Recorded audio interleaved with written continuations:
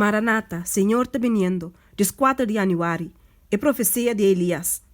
Mira, me também manda o profeta Elias cerca boso promete venir de dia grande e terrível de Senhor. E ele restaurar o coração de tatanam para Yunan, e coração de Yunan para tatanam, para me não vir e afligir terra com maldição. Malaquias 4, versículos 5 e 6. Estão que lo preparar caminho para a segunda vinda de Cristo, te de representar dor de fiel Elias. Mesmo cos maneira com Juan a vinda do Espírito de Elias para preparar caminho para a primeira vinda de Cristo. É trabalho de Juan Bautista e é trabalho de último dia não de Esnan, que também para diante do Espírito e poder de Elias, para espiar a gente não de na indiferença, te tem roupa sentido e mesmo cos. Seu trabalho é tipo de trabalho como este guardo assim de siglo aqui. Cristo está vindo de 2 bias para juzgar o mundo de justiça. Juan a separar seu mês for de seu amigo não e for de luxo e privilégio não de vida. A simpleza de sua pai, manto que de cabelo, de caminho, estava dando repreendimento constante na extravagância de sacerdote judeu e de povo em geral.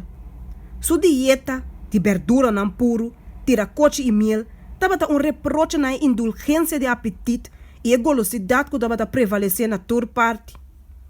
O grande tópico de reformação, Mr. Wado agita, e a mente de ele não, Mr. Wado despierta. Temperança de todo cos Mr. Wado conectar com a mensagem, para virar o povo de Deus fora de na idolatria, na golosidade e na extravagância, de investimento e outra coisa não. E abnegação, humildade e temperança que o Wado requerir de justo não, que Deus particularmente te guia e bendicionar, Mr. Wado apresentar na ele não, tem contraste com extravagância e costume não que te destruir a saúde de esnan que te viva de siglo degenerar aqui. Deus a mostra que a reformação de saúde está mesmo estrechamente conectada com a mensagem de 3 ângulos. Maneira com a mão está conectada com a culpa. Maneira com Juan Bautista, a chama a gente na sua atenção na 10 mandamentos não. Assim também nós me se dona com nenhum sonido dudoso, pero com um sonido exacto. E mensagem bisando, teme Deus e done glória, pois não é hora de seu juízo a chega.